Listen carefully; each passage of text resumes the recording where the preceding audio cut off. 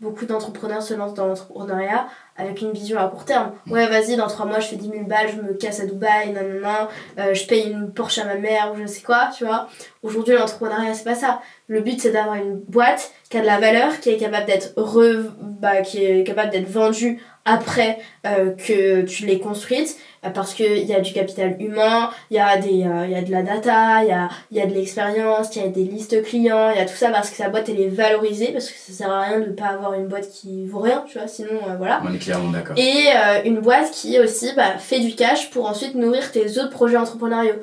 Et t'es chef d'entreprise. Enfin, pour moi, il y a une vraie différence entre je suis entrepreneur, entrepreneur, c'est un peu tout le monde, et chef d'entreprise où t'as vraiment tes responsabilités, la pression de l'argent, la pression de l'équipe, la pression d'avoir des clients satisfaits aussi, tu vois. Il y a vraiment une grosse différence qu'il faut comprendre. Bienvenue dans nos développeurs, le podcast qui envoie ton entreprise vers la croissance et au-delà. Chez TBP Entrepreneurs, on pense que le succès n'est pas un hasard et qu'il existe des similitudes entre les entreprises qui réussissent. Mais lesquelles sont-elles ? Quels sont les leviers à activer pour atteindre cette fameuse croissance ? Pour répondre à ces questions, nous nous sommes directement adressés à des figures inspirantes issues de l'univers de l'entrepreneuriat. Tu t'apprêtes à participer à une aventure incroyable autour de l'univers de l'entrepreneuriat. Alors attache ta ceinture car ça va décoller.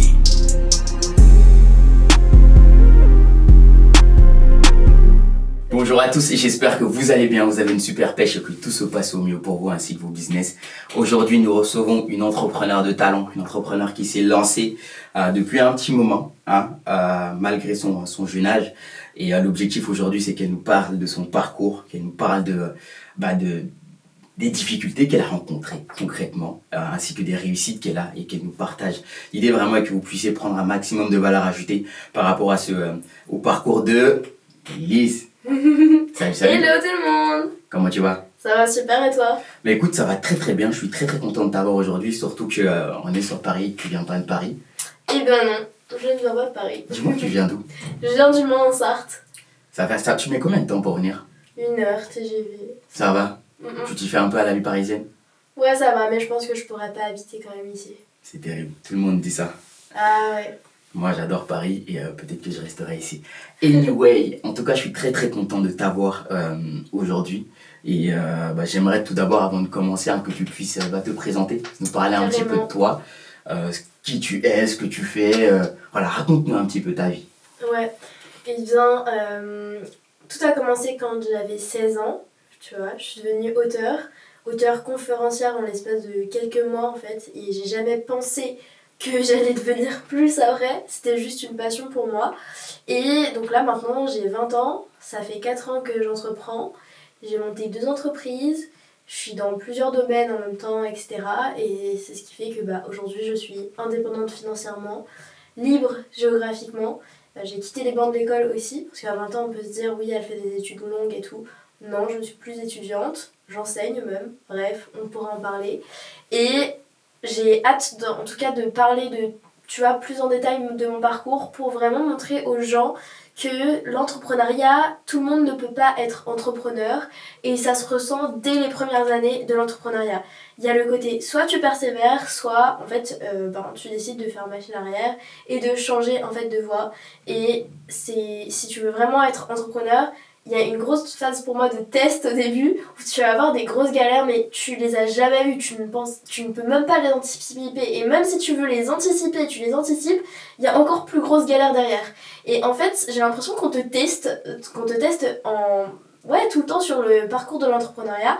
Et donc ce qui fait que, en fait, pour tous les entrepreneurs qui nous écoutent aujourd'hui sur le podcast, si vous êtes dans cette phase-là, un petit peu de test, parce qu'au début on se prend plein de galères, mais au bout d'un moment, on a toujours ces galères-là, mais on sait les résoudre et beaucoup plus vite parce qu'on l'a déjà fait une fois, et ne lâchez rien, sauf si vous vous posez des questions, vous êtes paumé, vous dites ok, peut-être que pour moi c'est pas fait pour moi l'entrepreneuriat, et c'est ok aussi, et tout le monde ne doit pas être entrepreneur non plus. Il faut de tout pour faire un monde. Et justement, si en tout cas vous avez toujours envie d'être entrepreneur, vous avez cette âme-là, cet état d'esprit-là, de construire quelque chose de vous-même, de toute pièce, de savoir gérer une équipe, même si c'est dur et d'aller au bout, eh bien restez avec nous parce qu'on va parler de beaucoup de galères aujourd'hui. J'adore, quelle belle introduction. Du coup, elle a fait mon taf. Pas mal du tout, franchement super top. Et tu as... les questions pendant nos podcasts ne sont jamais préparées. L'objectif, c'est d'être le plus spontané possible.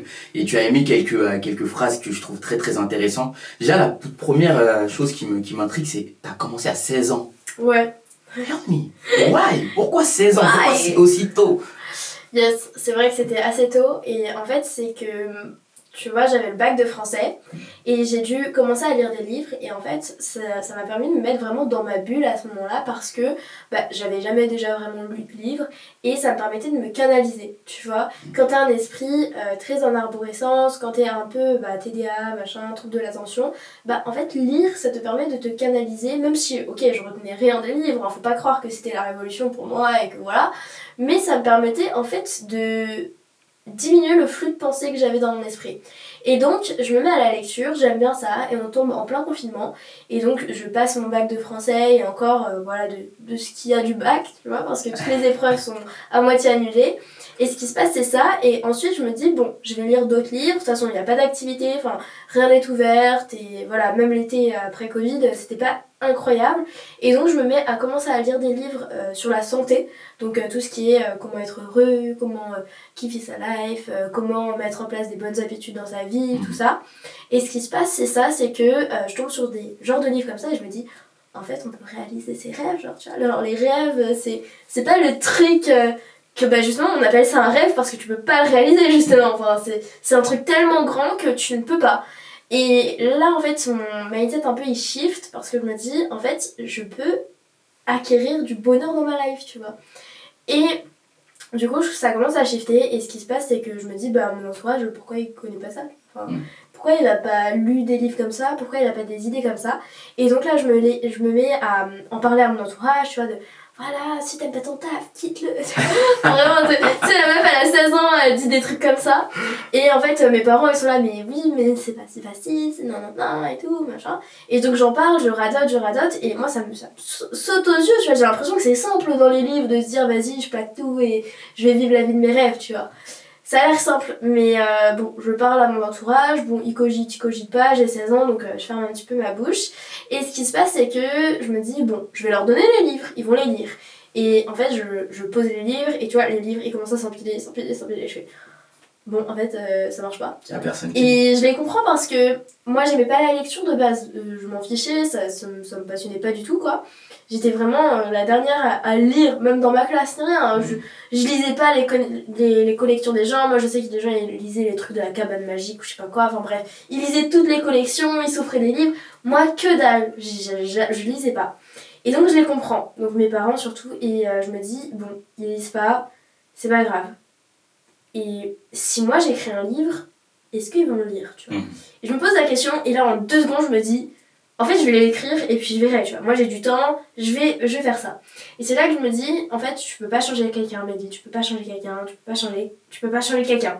Mais si moi j'écris un livre, peut-être que ça va faire un effet dans leur life. Donc c'est là que je prends conscience du fait que si toi tu changes, tu peux changer en fait les gens qui sont autour de toi sans vouloir directement les changer. Et donc en fait je me mets à écrire un livre dans le développement personnel.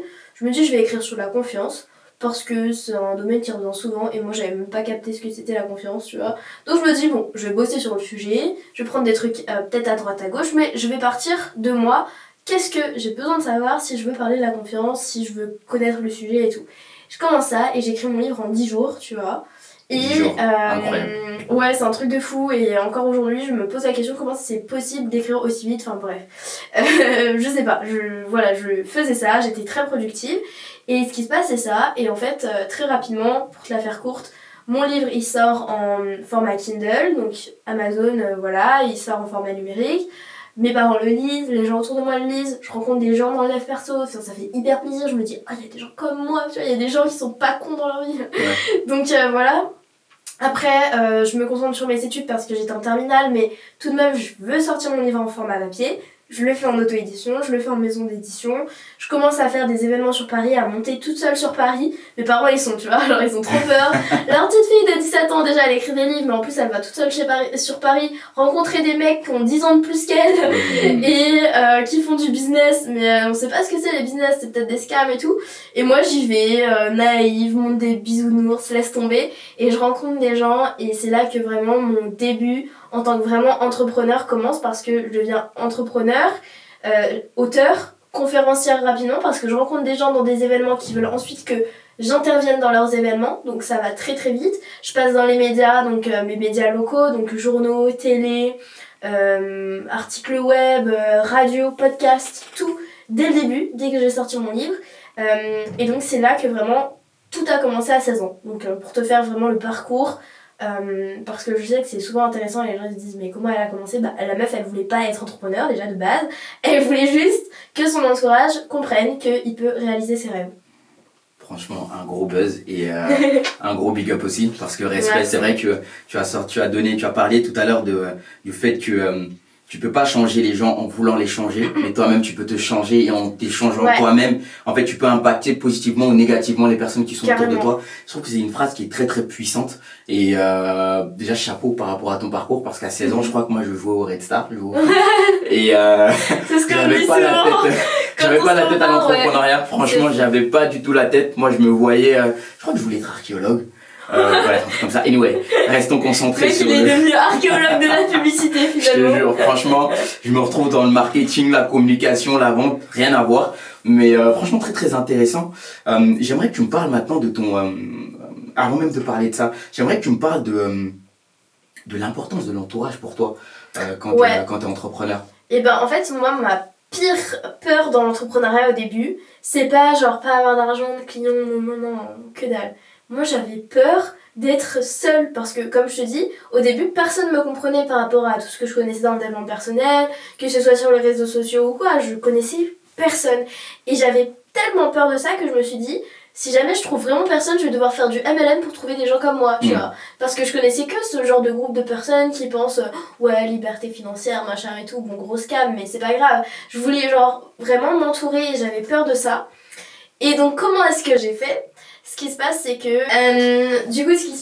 ma plus grande peur, c'est vraiment de se dire je vais être seule dans le business et je vais devoir aller vers des gens qui font du MLM.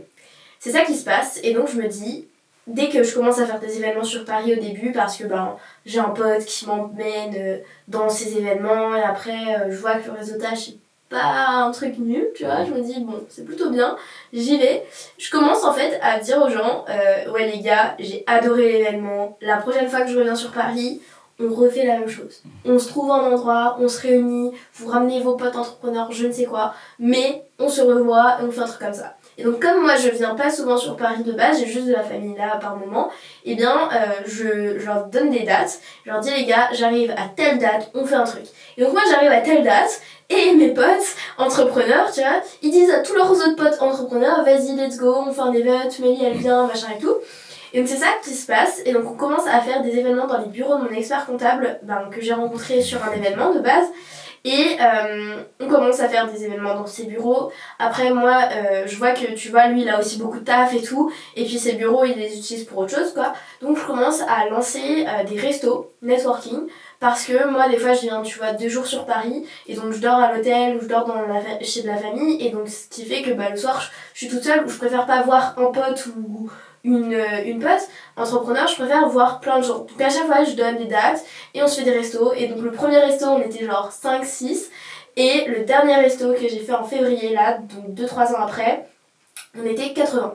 Ok, voilà. Intéressant. Donc en l'espace de 3 ans j'ai monté 23 événements entrepreneurs, donc organisés totalement, donc des restos, des networking, donc à des endroits, genre tu vois des fois c'est boire un verre, des fois c'est autre chose. Et dedans j'ai fait 2-3 conférences, tu vois, vraiment avec salle, intervenants, influenceurs qui viennent et tout. Et donc ça c'est vraiment tous les événements que j'ai fait, parce que j'avais peur de pas être bien entourée. Et aujourd'hui, tu vois, je vais pas dire, ouais, genre allez, 95% de mon entourage, c'est des gens qui sont entrepreneurs, ou des gens qui vont parler de l'investissement immo, ou des gens qui vont parler en vrai de plein de choses, tu vois, je mets des actions en place dans ma vie et je ne suis pas average, tu vois. Donc c'est vraiment tout ça mon entourage, et donc je suis très bien entourée maintenant, et c'est limite bizarre quand je rencontre des gens un peu plus lambda, salariés et tout, que je mets pas des gens dans des cases, mais c'est plus du tout le monde que je côtoie aujourd'hui, tu vois. Et ça me dérange pas, et puis même quand je vois des gens de ce genre-là, tu vois, entre guillemets, parce que c'est la réalité de la vie, hein, je sais pas, 80% des gens sont comme ça, et ont un salaire, un boulot, etc., et que je trouve hyper admirable, et bien, ça me fait aussi énormément bien, parce que c'est vrai que dans le milieu d'entrepreneuriat, on se dit c'est cool d'avoir du réseau, mais moi j'en ai eu ma claque pendant un moment, parce que t'es tout le temps là, les uns les autres, à vouloir vendre quelque chose à l'autre, alors que moi je fais du réseau juste pour me faire des potes, tu vois, et au final on veut te la mettre à l'envers, et au final t'as toujours un sentiment de performance, de m'as-tu vu, de ah tiens toi t'as réussi quoi, t'as fait quoi, ça se passe bien les affaires, nan. Non, en fait, genre, juste, on peut parler en tant que pote et parler hors business, tu vois. Mais notre vie, elle est tellement dans le business que des fois, on a du mal à en sortir. Et le réseautage peut devenir très nocif quand tu es totalement déconnecté de la réalité, qui est que, des fois, les gens, ils sortent, ils parlent de la pluie et du beau temps, je sais pas, de leur chat, de leur chien, de leur famille, j'en sais rien, de leurs vacances. Et c'est aussi très bien, tu vois, et il faut pas, tu vois, segmenter les deux et dire je suis business, je veux un entourage business et tout. Je trouve que c'est bien d'avoir les deux, ça te permet de garder aussi les pieds sur terre, et le réseautage peut aussi devenir, comme je le disais, très nocif. Donc c'est bien qu'au bout d'un moment, tu tries en fait les gens, parce que c'est pas parce que les gens sont entrepreneurs que waouh, c'est tes meilleurs potes, tu vois. C'est important d'avoir vraiment un noyau dur de personnes qui vont rester là pendant tes moments les plus durs et les meilleurs moments. Parce que pendant les moments les plus durs, il y a des entrepreneurs qui ne te comprendront pas du tout. Et c'est ça le problème, c'est que même s'ils ont le mindset d'entrepreneur, ils font du dev perso, ils font des miracle morning, j'en sais rien, peut-être qu'il y a des problèmes qu'ils ne vont pas comprendre. Et là, tu vas être seul, mais alors archi seul. Donc c'est important d'avoir dans ton entourage des gens à différents niveaux dans l'entrepreneuriat et qui seront là pour soit te soutenir, soit qui vont être là pour te comprendre parce qu'ils ont déjà fait les choses que tu veux faire. Donc c'est hyper important de se dire ok, c'est cool d'avoir un réseau, mais c'est important de trier au fur et à mesure. Et pour résumer, c'est important aussi d'avoir des gens qui te poussent vers le haut, mais qui ont déjà fait les choses que tu voudrais faire, ou alors qui sont là pour te soutenir, tu vois. Et si t'as les deux, c'est top. T'as vraiment 20 ans? Oui. Parce que je sors de ma carte d'identité. Non, ça va, t'en fais pas. Franchement, en fait, je te pose cette question parce que il y a des entrepreneurs qui ont déjà la trentaine ou la quarantaine, qui n'ont pas encore ce recul-là, qui justement parfois participent à des événements de networking. Et leur objectif justement c'est d'aller chercher tout le temps des clients. Et ce qui leur arrive souvent c'est qu'ils se retrouvent avec d'autres entrepreneurs qui cherchent aussi des clients. Et donc, du coup, c'est Mélanie de Saint-Didier. Du coup, vraiment, voilà, c'est exactement ça, tu vois. Donc, qu'il y ait également cet aspect humain où on va aller rencontrer du monde, on va aller nouer des relations humaines, on va aller, en fait, avancer, être humain, tout simplement, quoi. Je trouve que ça, c'est hyper important et c'est pour ça que je te pose la question, si tu as vraiment 20 ans, parce que ça se voit que tu as eu cette expérience-là et tu l'as eu très très tôt et tu l'as très très rapidement comprise. Et là, tout de suite, tu es apte, là, je pense, potentiellement à, en fait, peut-être coacher des entrepreneurs qui peuvent avoir 30, 40 ou 50 ans, qui viennent de se lancer parce que en fait, il faut avoir l'expérience justement pour comprendre ça. Je dis ça également parce que souvent, j'accompagne aussi des sociétés, enfin des micro-entrepreneurs ou des auto-entrepreneurs qui, il faut que je participe à 10 000 networking, etc. Peut-être pas forcément non plus. Voilà, je leur dis, mais c'est quoi l'objectif? C'est pour, ok. Je les laisse participer déjà pour qu'ils passent leurs expériences. Exactement, parce que c'est très difficile d'inculquer une valeur à une personne qui n'a pas expérimenté la chose. Donc je les laisse expérimenter sur 1 mois, 2 mois d'événements. Pour avoir la leçon. Exactement. Et au final, est-ce que tu as eu des... Oui, non, tu vois. En fait, tu vois, pour les événements, pour moi, c'est que tu peux tomber sur un client tous les, 10-15 événements, donc faut quand même en faire. Mais ce qui est important dans les événements, pour moi, c'est genre de figurer. Alors j'appelle ça comme ça.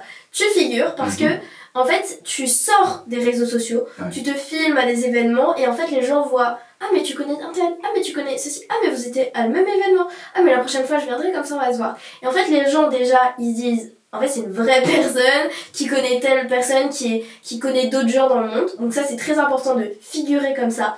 Et deuxième chose, c'est que les gens, des fois, ils veulent pas tes services, mais ils en entendent parler. Et dès que, enfin moi je sais que ça marche bien parce que je suis dans une niche, voilà, mais dès qu'ils vont avoir pensé à tel service, ils vont se dire, ok, c'est avec telle personne qu'il faut que j'y aille, tu vois. Et aussi, ça met du temps. Faut pas te dire que le networking, tu vas le signer maintenant. Non, t'es en networking, tu vas pas sortir ton contrat maintenant, c'est pas possible, tu vois. Genre, après, il y a des gens, ils font que ça et c'est leur business. Mais moi, je veux pas baser mon business sur du networking, tu vois, j'ai autre chose à faire. Le networking, tu sors, c'est des sorties entrepreneurs, c'est cool, si tu trouves des clients, c'est top. Mais le mieux, c'est de sortir pour le fait que, bah, voilà, tu rencontres des gens comme toi, tu parles des mêmes choses, des mêmes problèmes, de ton marché, de ta cible, c'est cool. Mais t'es pas là, vas-y... Nouer des relations. Ouais, c'est très très très important. C'est vraiment ça, super. C'est ça, le réseau. Tout à l'heure, tu m'as parlé du fait que tout le monde ne peut pas être entrepreneur selon toi. Ouais. Tell me, why? Ouais. Je pense que, tu vois, trouver des clients, délivrer, avoir un professionnalisme, avoir ces compétences-là du dirigeant, le fait de faire des ventes, du marketing et en plus d'être bon dans sa propre expertise, que ce soit en tant que freelance ou chef d'entreprise, ça demande énormément de qualité que tout le monde n'a pas, ou que tout le monde n'est pas capable de développer, tu vois. Il faut vraiment un sens de l'adaptation continue, vraiment être capable de rebondir sur chaque chose, sur chaque obstacle, tout ça, et de ne pas lâcher, tu vois. Parce que des fois, tu peux avoir un petit obstacle, un deuxième, un troisième, un quatrième, et il faut pas lâcher au cinquième, tu vois. Il faut continuer, il faut toujours te relever. Donc il y a ce côté persévérance aussi, il y a le sens aussi de l'humain, l'empathie envers les gens qui bossent avec toi, tout ça, être capable de les comprendre, d'avancer, bah tout le monde n'est pas bon dans ça, tu vois. Il y a le fait d'être bon dans son expertise et de pas se dire aussi que voilà, je sais tout faire. Faut aussi se dire que non, t'es comme tout le monde, t'es en train d'apprendre. Donc il y a des compétences, même la vente, même tout ça. Il y a des gens qui vont pas être capables de développer autant d'aspects dans leur business parce que à un moment ça va lâcher. Soit ça va pas leur plaire de développer ces compétences-là, soit ça peut leur plaire mais ça va être beaucoup pour eux, tu vois. Ou soit ça va leur plaire et ça match avec eux et donc ils vont pouvoir être dans l'entrepreneuriat. Mais je connais plein de gens qui vont avoir une très très bonne expertise. Je parle surtout de la niche artiste et tout comme moi parce que voilà, qui par exemple savent écrire des livres, savent peindre, savent je sais pas chanter, mais qui vont pas savoir se vendre, pas savoir faire des affaires. Mais pourtant ils sont géniaux, ils te peignent des tableaux qui pourraient se vendre des dizaines de milliers d'euros, mais ils savent pas se vendre. Et c'est ça le problème, c'est qu'il y en a, en fait, ils sont pas forcément faits pour l'entrepreneuriat, ou alors faudrait qu'ils s'associent à des gens ou autres, ou alors il y en a, ils vont tester, mais eux, ce qu'il leur faut, c'est un cadre, parce qu'ils sauront pas se discipliner comme un entrepreneur, tu vois, parce que tu travailles non-stop, et c'est pas genre l'entrepreneuriat qu'on voit aujourd'hui et qu'on vend sur les réseaux sociaux, c'est très le côté, t'es libre financièrement, géographiquement, tu te la couches. Est-ce que t'es libre financièrement, géographiquement pour de vrai? Alors moi je dirais que je suis indépendante financièrement, je parle plus en général pour l'entrepreneur. Ouais, mais justement, moi je dirais que je suis indépendante financièrement, je me fais des sous de mon côté et voilà, mais je dirais pas libre parce que pour moi libre c'est vraiment le côté très passif, genre vraiment libre, tu fais rien, si tu te lèves pas, l'argent il rentre tout seul, tu vois. Pour moi je suis indépendante parce que je génère mon argent moi-même, tu vois. Et voilà. Pour ce qui est de libre géographiquement, je suis totalement libre. Je peux bosser de n'importe où, tu vois. Il y a des fois où, ok, je suis amenée à venir là pour te voir, hein. C'est gentil. Et pour voir, tu vois, par exemple, pour faire ce podcast et tout. Donc, il y a quand même quelques contraintes, mais c'est toujours cool, tu vois, et ça fait partie du métier. Et donc, libre géographiquement, totalement oui. Et puis c'est ça qui est vraiment très bien. Mais est-ce que pour le moment, tu peux dire que tu es totalement libre de tout? Non, parce que tu as des responsabilités quand tu es entrepreneur que tu n'as pas quand tu es salarié. Et c'est pour ça que tu es salarié et qu'on mise sur toi et qu'on te paye juste pour faire ton taf parce que voilà, tu n'as pas des responsabilités, etc., etc. Alors que quand tu es dirigeant, tu as des responsabilités parce que si tu n'arrives pas à payer ton équipe, c'est pas de la faute du salarié, c'est de ta faute, tu vois. Et c'est toi qui dois gérer les problématiques derrière. Donc ouais, il y a des choses qu'on voit sur les réseaux sociaux comme voyager, et je dis pas, parce que moi aussi j'ai voyagé, tu vois, mais t'es pas libre, parce que dans les putains de voyages, tu dois aussi des fois faire des calls alors que t'es en plein aéroport, ou je sais pas, il est 10h à New York, mais la France il est déjà 22h, il faut que tu fasses des calls encore avec les personnes. Des fois t'as des décalages horaires, des fois t'as des rendez-vous qu'il faut décaler, tu vois, là on fait des podcasts, on est samedi dans la semaine, voilà, tu vois. Et on le fait sur la pause du midi en plus, donc voilà. Donc ce qui se passe, c'est qu'il y a aussi des contraintes comme ça que les gens sur les réseaux sociaux ne voient pas, parce que c'est vrai qu'on met en avant souvent le lifestyle, parce que c'est ce qu'on veut montrer, et on veut montrer toujours une belle image de ce qu'on fait, parce que pour nous c'est ce qui met en valeur ce qu'on fait. Mais derrière, t'as des galères, quoi, tout le temps. Tu dois t'adapter tout le temps, avoir le sens de l'organisation. De l'orientation aussi, c'est sympa. Mais ouais, c'est très très important d'avoir tout ça, donc voilà. Mais être entrepreneur ne veut pas dire être libre. On est d'accord sur ça. Je vais m'arrêter là parce que t'as presque tout dit. Mais partant juste du postulat qu'à la fin du mois, tu dois payer tout le monde. Ouais. Donc, juste en partant de ça, t'as 30 jours ou 27 jours ou 31 jours ou 28 jours pour pouvoir atteindre tes objectifs. Et encore et encore et encore. Et si c'est pas payé, ça tombe sur toi. Anyway, passons à l'autre question parce que tu as donné pas mal de choses. Je pense que ce podcast, on pourrait faire 2 heures facile, je t'assure. Ouais, on va peut-être faire un deuxième épisode. Mais j'ai envie que tu me parles de ton activité. Ouais, carrément. Je vais te faire le résumé court de ce qui s'est passé. Donc, tu vois, je sors mon livre, je commence à faire des événements, tout ça. En terminale, je me dis, moi je veux faire un truc plus tard, c'est que je veux être rentière dans l'immobilier. Genre, mon big rêve, c'est d'avoir un hôtel. Genre, d'être propriétaire d'un hôtel. Je veux pas dire bosser dans l'hôtel, hein. Je veux être propriétaire d'un hôtel. Me demande pas pourquoi, genre, c'est the big dream. Et ce qui se passe, c'est que moi, je veux l'immobilier. Je me dis, je veux être salarié, je suis salarié, petit CDI, j'investis au fur et à mesure, la banque me fait confiance, et à la fin, 10 ans, j'ai mon hôtel, tu vois. Et donc, en fait, je me dis, ce que je fais, c'est que je vais bosser dans l'immobilier, et donc avoir des études dans l'immobilier. Donc je veux faire de la gestion de patrimoine, enfin c'est ça le plus gros master que tu pourras avoir dans l'immo. Donc je me dis, vas-y, BTS profession immobilière, licence, master, et tout ça en alternance, comme ça j'investis au fur et à mesure. D'ici 5 ans, je suis embauchée, je suis pas embauchée, j'en sais rien. Ça se trouve, j'aurai déjà des rentes et je pourrais vivre de mes investissements immobiliers. Donc je commence mon BTS profession immobilière, et ce qui se passe, c'est qu'au bout de 3-4 mois, de septembre à décembre, ça y est, j'ai 18 ans. Donc ce qui se passe, c'est que je suis en alternance dans l'immobilier, j'ai commencé mes études, mais je passe mes 18 ans. Et là, ça fait 2 ans que j'attends cette date-là, et j'attends d'avoir ma micro-entreprise pour déclarer mes livres et pour je ne sais pas quoi faire avec, mais bref, avoir une micro-entreprise. Et d'investir dans l'immobilier, parce que ça fait quand même 2 ans aussi que je veux investir dans l'immobilier, mais que je ne peux pas être en mineur, ou alors, bref, fallait faire des démarches. Et donc, ce qui se passe, c'est que en janvier 2022, j'ai eu mes 18 ans, ça fait un petit peu de temps, je me dis, je crée ma micro, et en février, je commence, donc toujours, je suis en alternance, je suis en BTS profession immobilière première année, et du coup, je commence à ouvrir ma micro-entreprise, à faire mes trucs en side business, du coup, à ce moment-là. Et ce qui se passe, c'est qu'en février, je trouve un bien immobilier. Et là, s'enchaîne toute la vente, enfin l'achat plutôt immobilier. Et en même temps, en février-mars, je décide de lancer mon business. Enfin, business, je veux pas lancer un business, moi. Je veux juste vendre une formation. Okay. Mais vendre une formation à une personne, genre. Je veux pas vendre à la France, tu vois.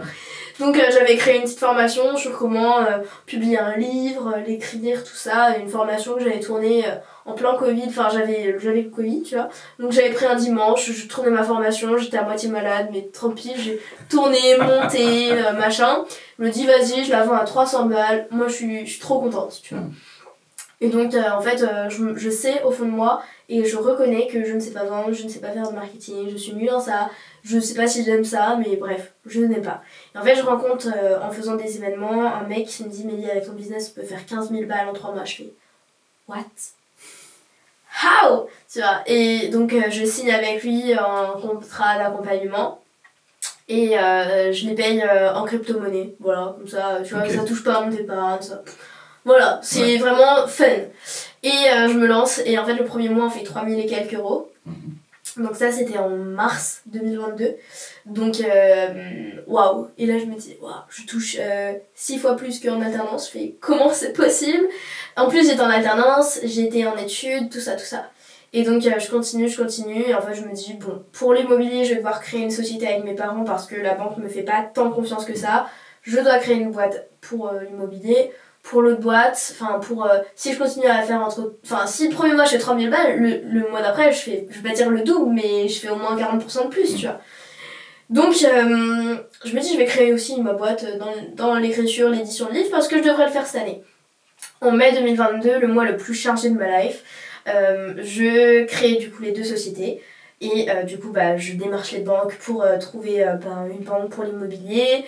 J'ai mes clients aussi en mai pour l'écriture, donc je vends ma formation. C'est plus une formation qu'un coaching, mais en fait c'est une formation où je vends comme un coaching, enfin bref, marketing. Et ce qui se passe c'est ça, j'ai mon BTS blanc, je dois quitter mon alternance, je sais pas trop comment leur dire.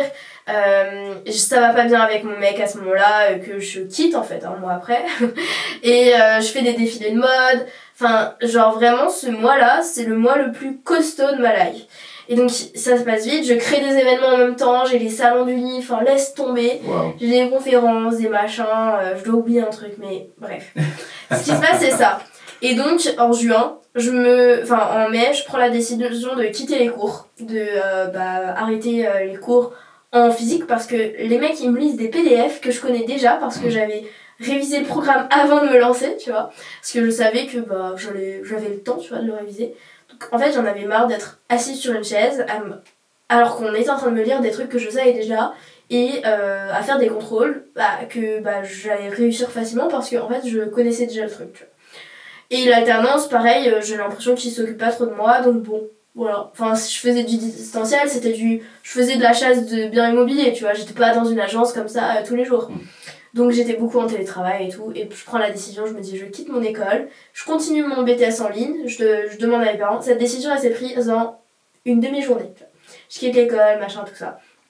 Et donc je quitte mon alternance, et en fait du coup en juin je signe mon bien immobilier, mes 2 boîtes sont créées, et c'est là que en fait au bout de 3 mois je crois que je fais 17 000 balles depuis le début de mon activité.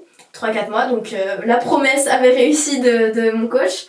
Et du coup c'est comme ça que je me suis lancée. Donc aujourd'hui j'accompagne les entrepreneurs et les coachs dans l'écriture et l'édition de leurs livres. Je suis aussi donc agent littéraire, je bosse avec des maisons d'édition et avec des plateformes aussi d'auto-édition pour éditer les livres. Donc on va vraiment de l'idée jusqu'à la concrétisation du projet. Je suis aussi auteure conférencière et également je suis prête-plume. J'écris des livres pour des personnalités publiques ou pour des chefs d'entreprise qui veulent totalement déléguer cette partie-là, qui me font confiance. Et tu vois, aujourd'hui, j'ai écrit plus d'une dizaine de livres pour des prête-plumes ou à titre personnel. Et on a accompagné près d'une quarantaine d'auteurs, tu vois, en l'espace de 1 an et demi, 2 ans. Donc voilà la rétrospective de tout ce qui s'est passé. Écoute, pas mal, j'ai l'impression d'être face à une aventurière quand même. Des mois où il faut organiser des événements, faire des shootings, toutes ces choses-là, c'est incroyable. Franchement, c'est top. C'est chaud patate. Je m'imagine pas, j'essaie d'imaginer ton organisation déjà à ce moment-là. Ouais. Ça devait être le fire. Mais dis-moi, est-ce que tu as rencontré des galères à ce moment-là? Les galères du début? En fait, non, parce que tu vois, pour moi, c'est quand t'es aligné avec un truc et t'es surexcité, genre vraiment ça te fait kiffer et tout, t'es passionné, genre t'es là dans le feu, mais t'y vas, c'est comme si tu vas comme à Noël, tu vois. Genre t'as pas de galère, genre tu dois encaisser 3 dîners de famille, tu dois voir les cadeaux, gérer ça et tout, mais t'es à fond, t'es dans l'effervescence parce que tu kiffes, c'est un moment, ta famille, nanana et tout, et vas-y tu oublies tout. Et ben c'est la même chose, c'est là, je lance des business, t'es là, tu dis ouais je suis à fond, ça cette excitation du début. Et du coup j'ai pas tant de galères que ça. En termes d'organisation ça va, je m'organise plutôt bien parce que tout n'a pas démarré en même temps. C'est-à-dire que au début j'ai commencé à beaucoup me former, à être auteur, faire mes salons machin. Après j'ai commencé à être modèle. Après j'ai eu toujours mes études, mon alternance au fur et à mesure. Et tout n'est pas arrivé en mai, tu vois, avec études nanana et tout. tout s'est vraiment mis au fur et à mesure du temps dans mon emploi du temps. Donc, c'est-à-dire que je sais exactement que ça se calait bien et tout. Genre, c'est vraiment pas tout qui m'est tombé dessus en même temps. Sinon, ça aurait été vraiment la galère parce que j'étais pas prête, j'avais pas anticipé. Mais là, je savais que ça allait se passer comme ça. Il fallait juste que je tienne le coup, quoi. Donc, j'ai pas eu trop de galère, mais ce qui se passe, c'est que donc j'avance comme ça dans mon aventure entrepreneuriale. Je prends d'autres coachs, je prends des séminaires, j'ai ma première alternante. Et là, je monte une équipe et je vois le pouvoir d'une équipe parce que je vois que je fais beaucoup plus de choses avec une équipe. Quand on la manage bien, mais moi j'aime bien manager, vraiment, ça se passe plutôt bien. Enfin, t'as toujours des galères en management parce que c'est de l'humain et tout. Et moi, des fois, je vais trop à fond et donc du coup, j'ai l'impression que tout le monde suit, mais non, ça suit pas, tu vois. Et donc en soi, ça s'est super bien passé et c'est comme ça que j'ai atteint mes premiers sommets, tu vois, mes premiers 10 000 € en l'espace de 3-4 mois après la création de ma boîte, premiers 100 000 € après, enfin pas en un mois mais en plusieurs mois, en l'espace de 10 mois, je crois, après la création de ma boîte, on avait généré déjà 100K.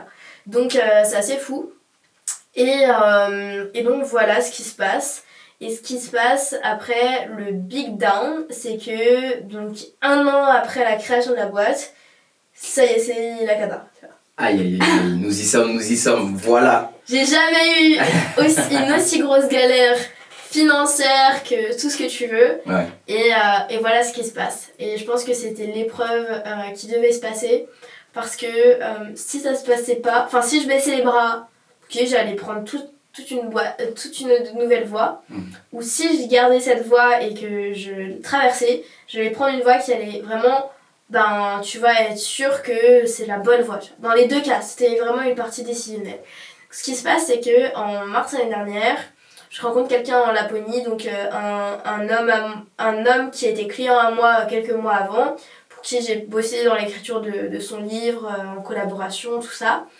Et je lui parle, je lui dis, mec, c'est un truc de ouf, regarde, depuis 16 ans, tout se passe comme il se doit.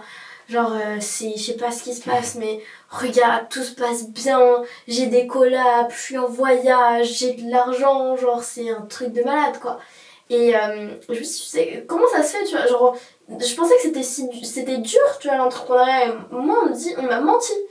Et je lui dis ça, et il me dit, mais Milly, en fait, c'est juste que t'es alignée, tu fais les choses vite et avec le cœur, et tu réfléchis pas, t'as le côté naïf qui fait que t'avances beaucoup plus vite que les autres, et qui fait que tu vas aussi facilement tester les choses, passer à l'action, alors qu'il y en a qui ont des croyances que ça va pas le faire, ou ils ont pas la confiance, la légitimité et tout, et toi tu vis comme ça.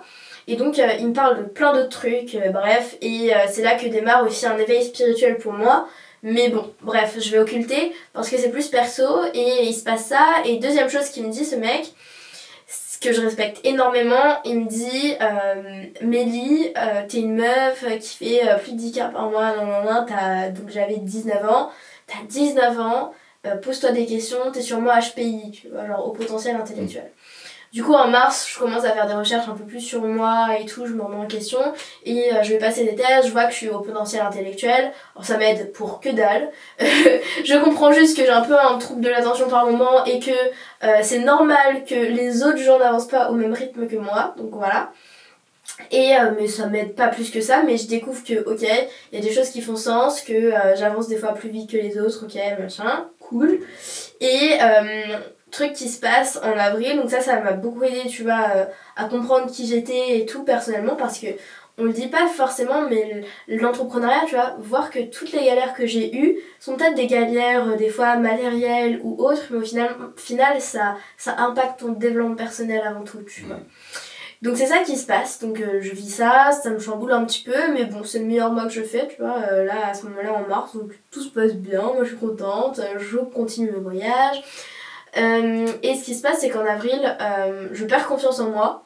Alors je l'ai pas très bien dit parce que je suis toujours quelqu'un qui va de l'avant, quelqu'un qui fait du contenu, quelqu'un qui montre sur les réseaux sociaux que ça va.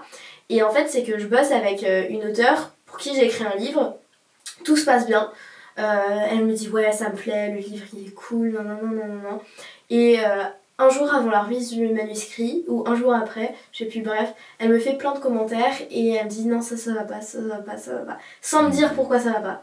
Et en fait, du coup, bah moi je me dis, mais en fait, j'ai fait n'importe quoi, tu vois, je suis pas capable d'écrire un livre, alors que ça faisait le 3e, 4e livre que j'écrivais, donc je suis pas une quiche non plus, tu vois, je sais aligner des mots.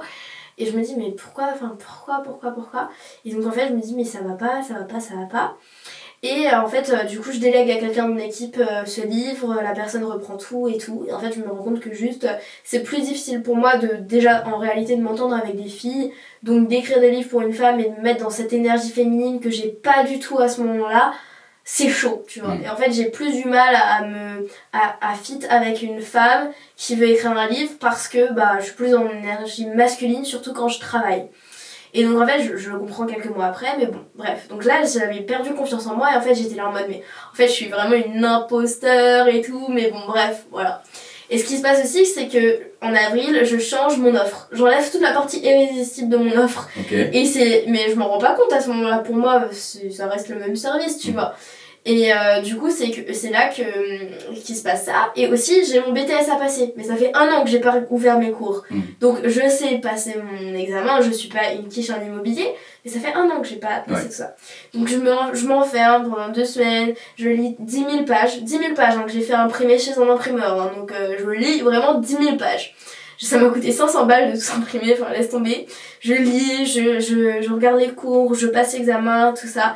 Donc tu vois, mars, avril, mai, ça commence à être un peu la merde dans ma vie. Et ce qui se passe, c'est que en juin, je fais beaucoup de charges. De tout en fait. Mais moi, je fais de l'argent, mais je sais pas le gérer, tu vois. Il y en a, ils savent faire de l'argent, ils savent pas gérer. Et il y en a, ils font des millions avec un tout petit peu d'argent. Genre, je sais pas, ils ont 1000 balles de salaire, ils vont arriver à payer tout un tas de trucs, même leurs vacances. Je sais pas comment ils arrivent à gérer, tu vois. Moi, avec 1000 balles, voilà, c'est chaud. Et donc, en fait, moi, je fais de l'argent, mais je sais pas le gérer. Et en fait, c'est ça que je me rends compte au fur et à mesure du temps. Et en plus, je me pose des questions sur moi, je suis en introspection. Est-ce que c'est vraiment la voie que je veux prendre ? Je découvre des trucs sur moi. Est-ce que en fait, je vais pas devenir thérapeute ou je sais pas quoi ? Enfin, laisse tomber. Il se passe tout ça. Et galère financière, parce que je change un truc dans mon offre ne fonctionne plus. Donc 1 mois sans nouveaux clients, 2 mois sans nouveaux clients, 3 mois sans nouveaux clients. Au début, t'as les paiements, tu vois, récupérant tes clients. Et là, t'as plus les paiements récurrents parce que ça y est, ils ont fini tous de payer. Ouais. Sauf que t'as les mêmes charges et t'as pas de nouveaux clients. Et là, c'est le néant. Disons, c'est la merde. Ouais, c'est ça. Et donc, j'arrive en août. Je me dis, bon, Mélie, pareil, t'es nulle en vente, t'es nulle en marketing. Prends une agence marketing, fais leur confiance, mais fais un all-in dessus et vas-y, tu vas remonter la pente. Donc, je contacte une agence marketing, je les tâte et tout, genre, là, je vois ce qui se passe. Je pose 15K sur la table, donc je mets de l'argent et c'est vraiment les dernières billes. C'est-à-dire que c'est même pas dans ma trésor. C'est ma trésor un petit peu, mon compte courant, j'avais l'autre boîte aussi dans l'immobilier, et puis j'avais des espèces, j'ai des trucs que je peux revendre, tu vois, genre vraiment all-in, genre tapis, genre voilà. Et je me dis, Mélie, t'inquiète, si ça va vraiment pas dans ta life, t'as un studio, t'es propriétaire, t'as un bien, voilà, tu payes 400 balles par mois, tu peux même vivre à temps partiel, mais tu seras jamais SDF dans ta life. Donc, tapis, on s'en fout. Tu prends ton risque. Et on dit souvent entrepreneuriat, prends des risques. Ouais, prends des risques. Mais bon, prends des risques rentables. Prends des risques où t'as vraiment peut-être de la rentabilité derrière. Mais regarde, Mélie, les chiffres avant. Je fais un tapis. Et ce qui se passe, c'est que septembre, on fait un webinaire. Pas de vente. 2e webinaire, 1 vente. 3e webinaire, 0 vente. Je fais les gars, on coupe les vannes. Je peux plus faire de pub, je pourrais plus vous payer après. Genre, on stoppe. Et ce qui se passe, c'est que là, trimestriellement parlant ou autre chose, et puis il y a les impôts qui passent, donc tu vois, ils prélèvent, donc ils préviennent pas, je sais pas, mais des fois l'impôt URSSAF, vas-y, il s'amuse, il prend 2000 balles comme ça, tu vois, tu te réveilles, tu te dis, vas-y, c'est moi qui paye le loyer, quoi. Et donc, c'est ça qui se passe. Donc, moi, je vois les mois, les trucs, et là, je fais... Putain, là j'ai vraiment plus de thunes, je suis à même perso et tout, et je suis saignée, et j'ai payé l'agence marketing, je suis pas foutue d'avoir genre la rentabilité de l'investissement que j'ai mis, quoi. Et je leur faisais confiance et tout, sauf que eux ils avaient fait un contrat sur obligation de moyens et pas de résultats. Mais moi, je leur faisais confiance. J'étais une quiche en marketing. Je savais que moi, mes webinaires, ils marchaient déjà tout seuls avec ma pub et tout.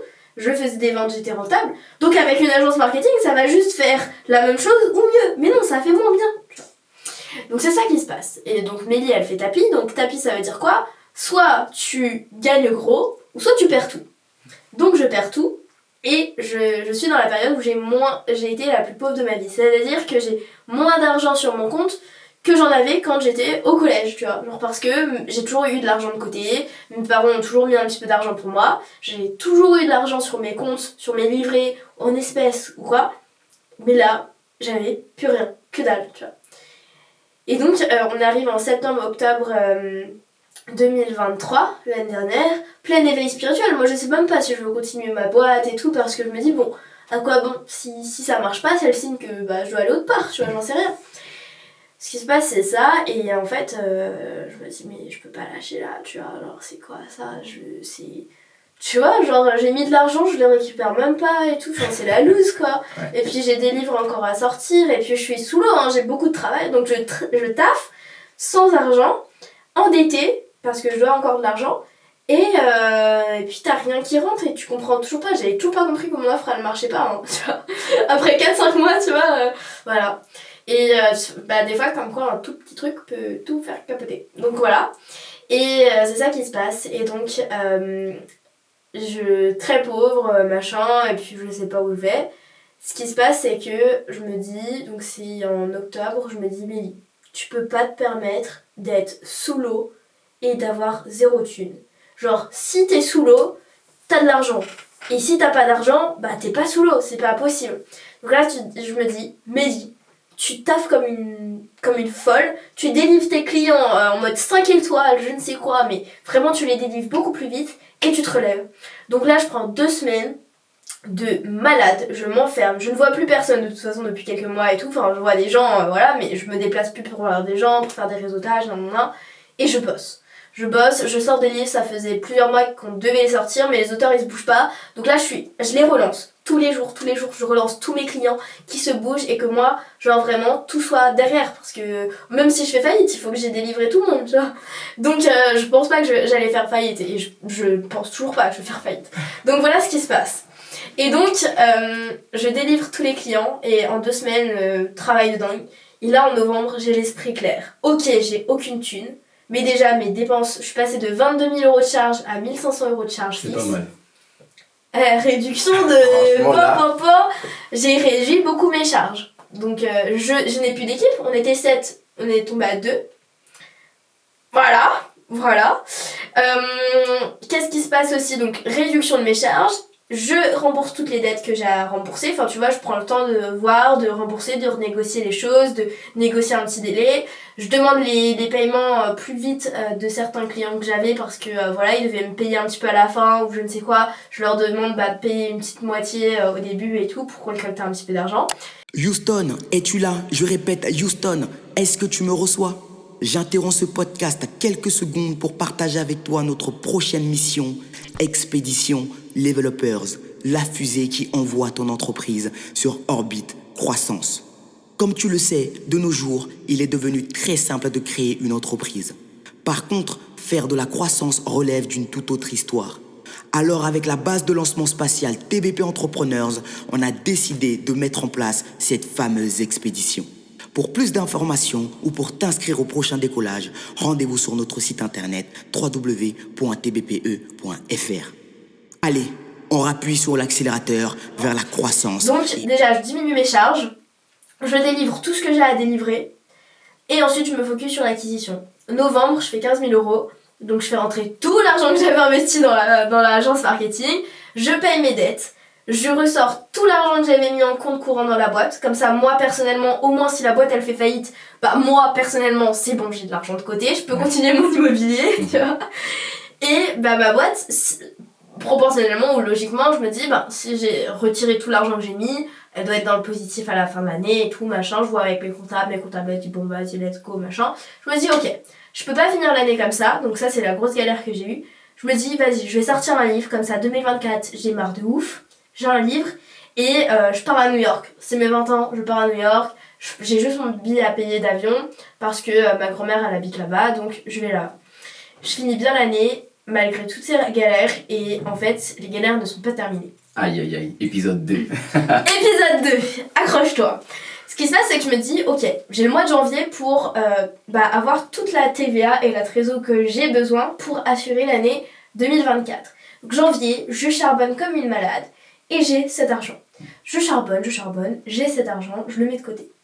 Février, je fais un voyage, du coup je me dis bon je pars à Malte, Rome, Barcelone, tout ça. Je fais des séminaires, je revois les gens, waouh, tu vois, je me dis ça fait déjà 6 mois que je bosse comme malade et j'ai besoin, tu vois, de me dire que c'est bon, ça marche, tu vois. Et ce qui se passe c'est qu'en mars, mes comptables elle m'appelle, elle me dit Mélie, dans la compta, tu vois, il y avait un compte courant et il y avait le sous-compte. Il y a 2 comptes bancaires. Sur le second compte, tu fais les virements à tes prestats. Et donc en fait, tous les virements fournisseurs ne sont pas passés dans la compta. Elle me dit, du coup, là, on n'a pas pris en compte au moins 20 000 € de charges. Donc ton bilan de l'année dernière, il est pas bon. Mais bon, t'inquiète pas, on a peut-être une solution. Mais de toute façon, c'est fait, je peux pas me rattraper, c'est 2023. Et donc voilà. Et donc là, donc c'est en mars, le mois dernier. Je me dis, je vais aller voir mon gestionnaire de patrimoine, je vais aller voir des gens, des entrepreneurs, des gens sur qui je peux vraiment compter. Je vais voir mon gestionnaire de patrimoine et il me dit « Mélie, ça me fait mal ce que t'as fait parce que tu payes des prestats, tu sors des livres, tu écris au moins 3, 4, 5 livres et tu es dans le négatif à la fin, c'est toi qui te coltines toutes les responsabilités et tu ne t'es pas versé de salaire. Donc, en fait, t'as une boîte qui fait du cash, c'est génial. Mais là, tu ne peux même plus investir dans l'immobilier parce que t'es dans le rouge à la fin de l'année, il te faut 3 bilans, donc là, ton deuxième bilan, il est déjà mort, etc., etc. Et moi, je me dis, bon, bah, je vais reprendre mes études, je vais mettre cette boîte peut-être plutôt en stand-by, tu vois, machin et tout. Et en fait, plus je rencontre des gens, plus je me dis, bon, ok, j'avais pas choisi d'être entrepreneur, mais n'empêche que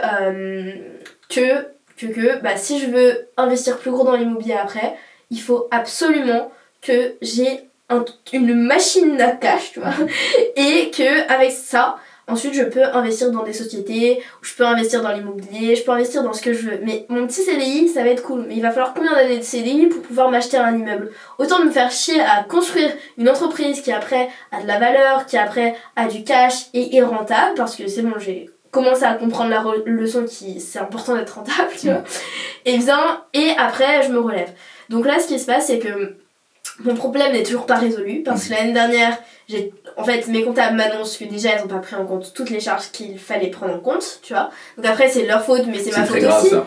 Non, mais c'est leur faute, mais c'est ma faute aussi parce qu'en soi, on est tous responsables parce que bah, c'est les premières années et puis t'as le droit d'être dans le rouge, tu vois, les premières années, c'est pas facile, c'est tout. Et ce qui se passe, donc c'est première chose là, donc déjà, bah, moi, ça me met un peu dans le mal parce que je bossais un peu pour rien, quoi, enfin, pour rien, voilà. Et deuxième chose, c'est qu'elles me disent, bah du coup, on a refait nos calculs, puis là tu dois sortir pas telle somme pour mai, tu dois sortir telle somme. Et je fais, mais en janvier j'ai bossé tout pour la première somme, la petite somme qu'on m'avait dit, et là on me demande, je vais pas dire près du double, mais on demande ça, et je fais, comment je fais en mai, tu vois, mai c'est dans 1 mois, genre comment je fais? Et donc finalement je me dis bon bah en fait en mai je vais solder toutes les dettes que j'avais depuis l'année dernière pour mon année 2023 et je repars sur des bonnes bases. Donc comme je t'ai dit, je t'ai parlé de plusieurs projets pour développer la boîte depuis avril qui font que bah j'ai retrouvé cette énergie là parce que quand tu manques d'argent par moment, alors j'ai jamais ressenti ce manque là mais quand j'ai été dans la galère financière et que tu dois chercher de l'argent, tu dois chercher pas à manger, je sais bon je veux manger, tu vas chez mes parents, mais quand tu dois chercher à avoir des solutions pour avoir des clients, pour ceci, cela, le truc qui se passe après c'est que t'es dans le manque en fait, t'es là en mode faut que je trouve un client, en fait t'es sous pression et c'est pas une bonne énergie, t'es pas dans l'énergie d'abondance, t'es dans l'énergie de manque. Et le problème avec ça, c'est que tu te sens stressé, angoissé, t'as pas les idées claires pour faire du business, tu vois. Et donc en fait j'ai travaillé sur moi et sur le fait de me dire bah en fait ça va bien se passer Mélie, tes clients, il y a des clients pour tout le monde, tu peux vendre n'importe quoi, même si ça ne va pas, tu vends je ne sais pas quoi, mais tu vends des trucs, tu trouves des, voilà, tu crées des produits digitaux, je m'en fous Mélie, mais tu fais un truc, tu peux vendre tout ce que tu veux de toute façon. Il y a un marché de partout. Et donc en fait j'ai retrouvé cette énergie de me dire déjà je peux faire de l'argent, c'est possible et je suis plus dans l'énergie de manque. Ok, l'argent n'est pas encore là en abondance, mais ça va arriver, tu vois, au fur et à mesure du temps. Et j'ai gardé ce mindset-là. Alors que là, ça faisait 6-7 mois où j'avais un mindset un peu bancal de faut que je fasse de l'argent, faut que je trouve de l'argent, faut que je rembourse ça et tout.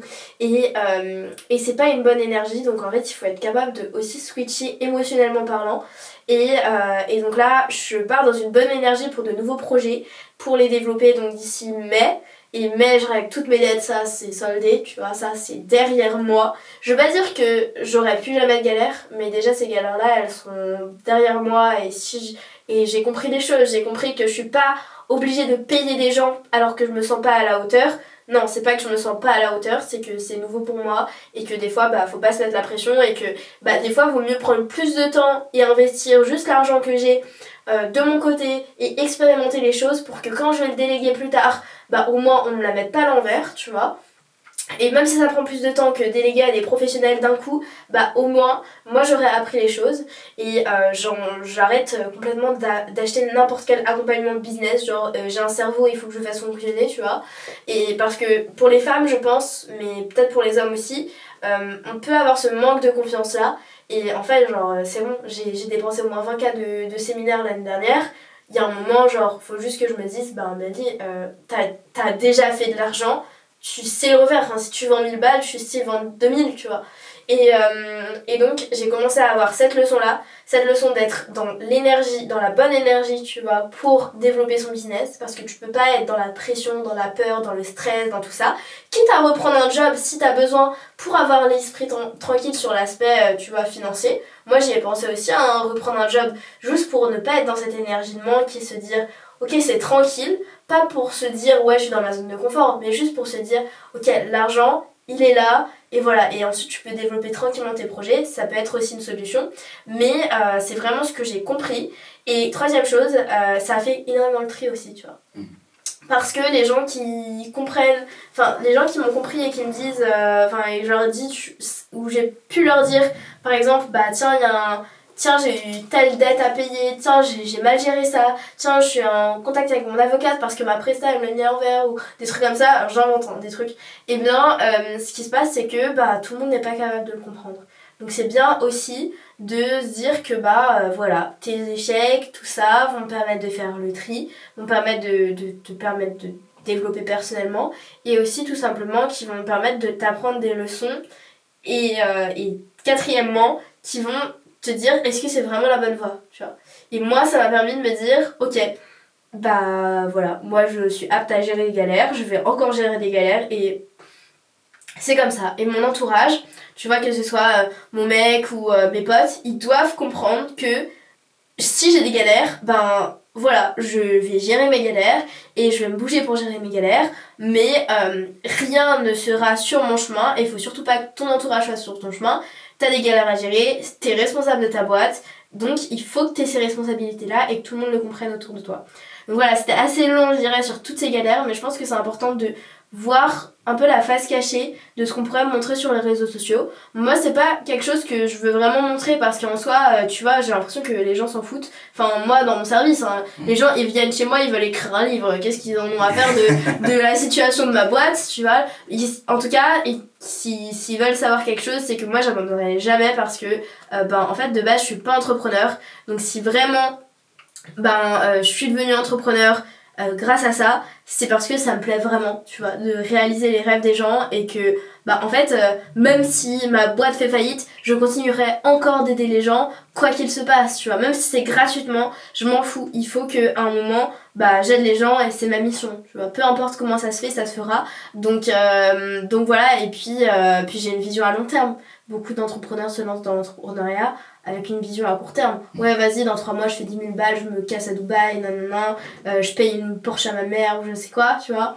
Aujourd'hui, l'entrepreneuriat, c'est pas ça. Le but, c'est d'avoir une boîte qui a de la valeur, qui est capable d'être vendue après que tu l'aies construite, parce qu'il y a du capital humain, il y a de la data, il y a de l'expérience, il y a des listes clients, il y a tout ça parce que sa boîte elle est valorisée, parce que ça sert à rien de pas avoir une boîte qui vaut rien, tu vois, sinon voilà. On est clairement d'accord. Et une boîte qui aussi fait du cash pour ensuite nourrir tes autres projets entrepreneuriaux.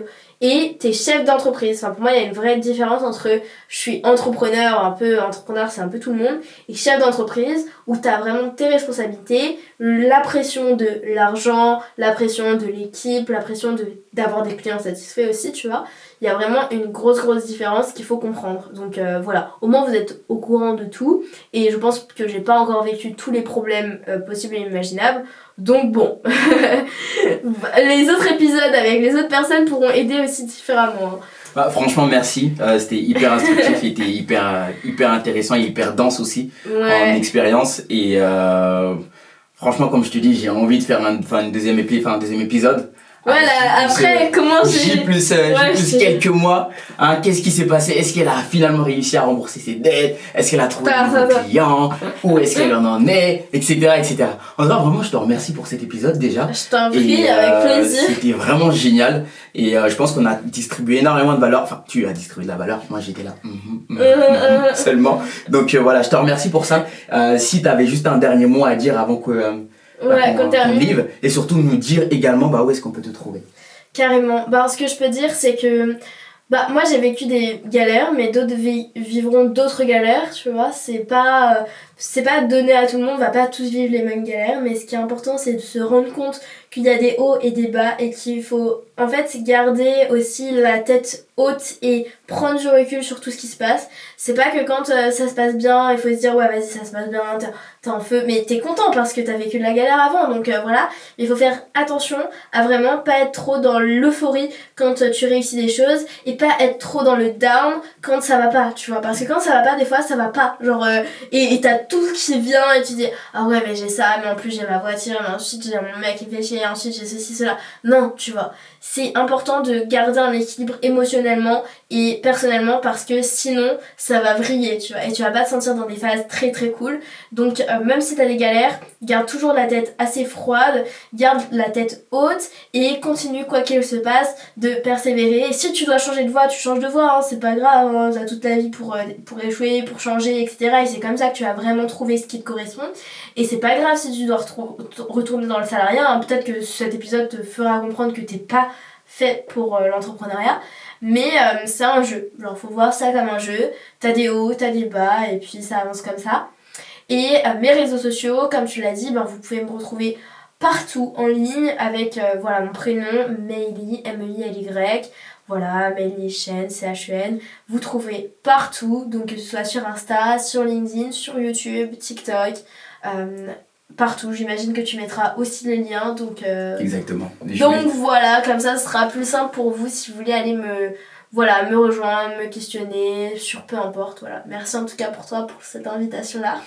Je te remercie parce que tu viens pas de Paris, hein, comme tu me l'as dit. Je te remercie d'avoir joué le jeu et d'avoir distribué énormément de valeur. Et je vous remercie aussi d'avoir joué le jeu et d'être resté jusqu'au bout. Et on se dit à très vite pour déjà la session 2. La session 2, si vous la voulez, n'hésitez pas à vraiment aussi le dire hein, dans le podcast, hein, enfin dans les commentaires, ce sera bien. Toujours. Si ça vous intéresse, hein, parce qu'il va y en avoir d'autres des galères. Ça les intéresse et on aura toujours. Donc merci beaucoup à vous, comme vous le savez, on est là, on fait pas mal de podcasts sur les entrepreneurs qui se lancent parce que à chaque fois on a des galères et ça les réseaux sociaux ne nous le disent pas, l'acquisition client, les problèmes de comptabilité, les problèmes de gestion, toutes ces choses-là, c'est des choses qu'il faut gérer à bras le corps dès le début. Et Mélissa en est la preuve, de 16 à 20 ans, plus de 100 cas, même plus maintenant, de CA réalisés. C'est pas rien, mais les soucis de gestion sont arrivés. Donc voilà. En tout cas, je vous remercie d'avoir écouté ce podcast et on se dit à très très vite. Allez, ciao ciao. Ciao tout le monde. C'est malheureusement la fin de cette sortie spatiale. Nous espérons t'avoir apporté de la valeur. En tout cas, c'est notre plus grand souhait. N'hésite pas à t'abonner et à activer la cloche pour ne pas manquer nos prochains épisodes. Si l'échange t'a plu, n'hésite pas à nous noter et à laisser un commentaire. Cela nous aidera beaucoup à développer le podcast. Que la croissance soit